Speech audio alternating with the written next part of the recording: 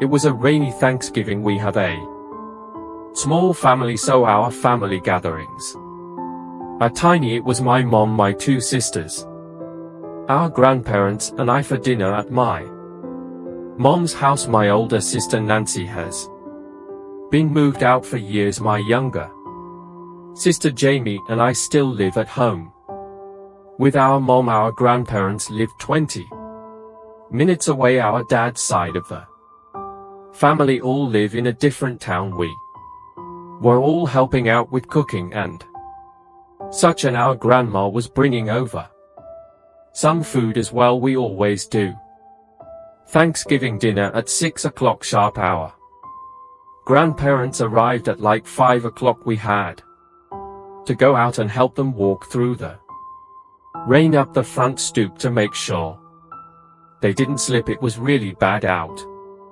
Once they were here, we put the football game on in the living room, and I sat with my grandparents and watched football with my grandpa, who was a big Cowboys fan. My sisters were in the kitchen helping my mom with the food. The rainstorm created for a more comfortable and relaxing Thanksgiving evening, that is at first. When it was time to set the table, I went to help. We were all at the table by 6 o'clock. As per the usual, we had a giant selection of food for the small amount of people. We were turkey, leg of lamb, potatoes, stuffing, corn, cranberry sauce, cornbread, and more food. I'm probably forgetting. We were all at the table, eating, drinking wine, and talking before we migrated to the living room, where there we all watched the football game.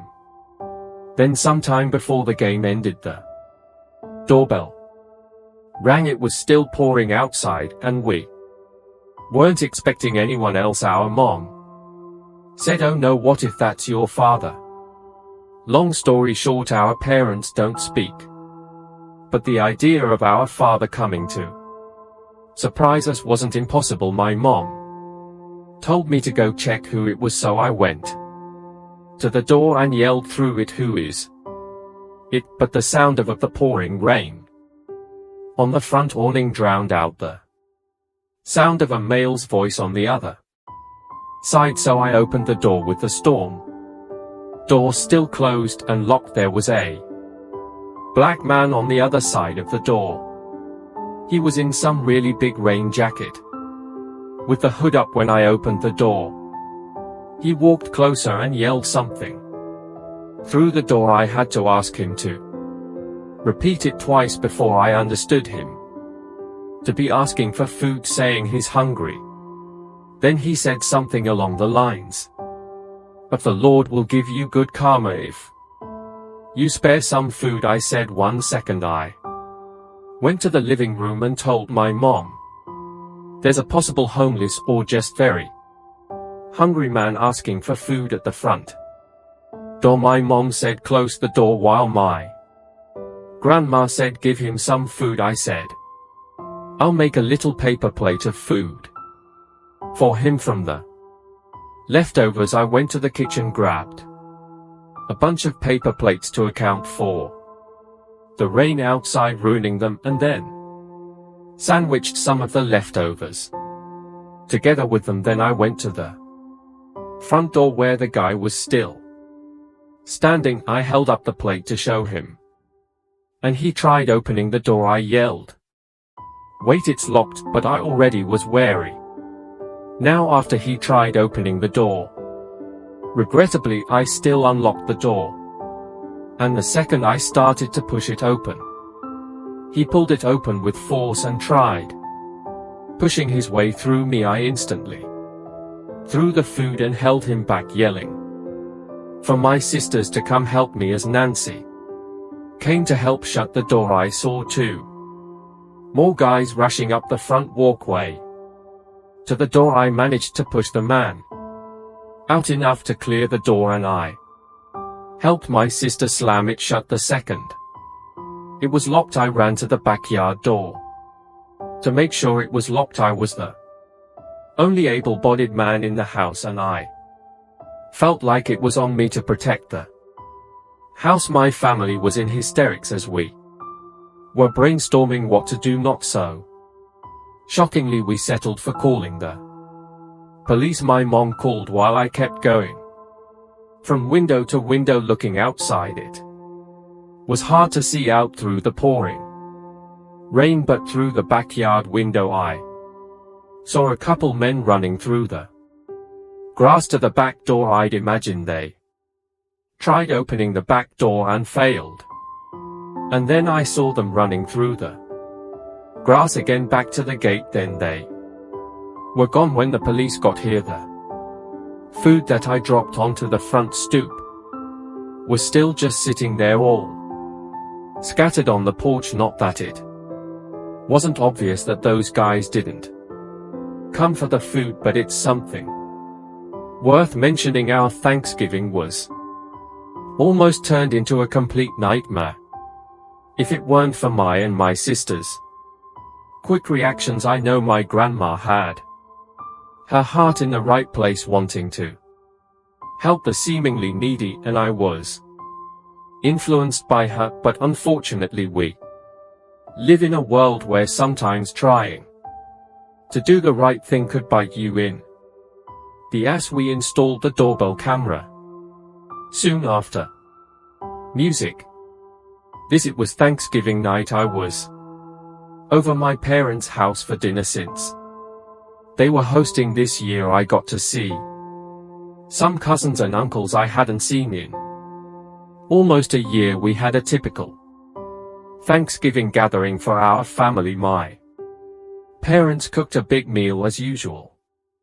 Before dinner, though, I got a long essay of a text from some unknown number. I won't share it because it contains a lot of personal revealing details, but it started with, "Hey Melissa, hope your Thanksgiving is going well." Then I quickly came to realize who it was that sent this text. It was this crazy stalker guy named Kevin, who I'd never even met before. We matched on a dating app and texted and snapped for a while, but we never met. He gave me obsessive vibes, and when I politely rejected going on a date with him, saying I don't think we have much in common, he got even more obsessive and aggressive. He even threatened me one time when I posted a snap story of my friend and I getting drinks because he thought I was on a date with a guy. That was when I blocked him on everything: Snapchat, Instagram, and his number. But the contact didn't stop there. I get random Instagram accounts with 0 followers attempting to follow me, and I block them each time. Same thing on Snapchat. I get random accounts adding me with different guys' names every time. Whenever I ID add them back out of curiosity, their snap scores were always 0. After reading the entire message, I was disgusted. He was gaslighting me and borderline threatening me. I replied, "If you keep contacting me, I will go to the police." I took so long to form a reply. I was okay with that. My grandma got annoyed and asked me to put my phone away. It was only out of sight and out of mind for me. Half an hour before, I got another text from another random number. It was another essay. I didn't want to completely ruin my mood and be on my phone dealing with this when I was with family. I put my phone away and just tried to focus on being a part of the conversation. When family started to leave and things started to slow down, I checked the text and it was disturbing. It was longer than the first one, and it was him berating me and insulting me the entire time, acting like the entitled narcissistic sociopath that he clearly is when there was just a small amount of my family left. I showed them the texts and they were appalled. My mom wanted me to go to the police the next day to report him for harassment, which I planned on doing, I soon left my parents' house to go home to my apartment. My apartment is the lower floor of a two-family house. My friend Chelsea is my roommate in the apartment. I got home before her and I went straight to my room to look for Christmas movies to watch. My phone started ringing and it said unknown caller. I knew it was him. I denied it and silenced my phone. I put on some silly rom-com Christmas movie to fall asleep to. It was called Surviving Christmas. All I remember about it is that it had James Gandini in it. It was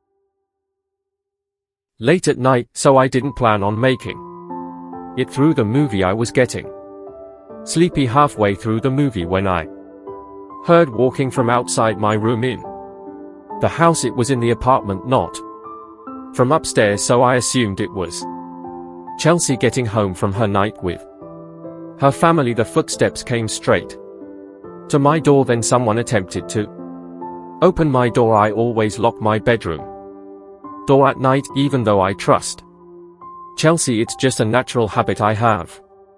I paused the movie and listened as the doorknob turned a few more times before I yelled Chelsea. Then it stopped. I heard quiet footsteps walking away from the door. I grabbed my phone, about to call Chelsea, and I saw a bunch of texts on my screen from a third random number. The most alarming one was a threat saying, "Good thing you made it obvious where you live." I tried calling Chelsea like 5 times, but she never picked up. I called my parents a bunch of times until my dad picked up, and I whispered into the phone that I think that crazy stalker was in the house. My dad said to stay put. He was coming over right away. We lived 10 minutes away from each other, but he made it to me in 5.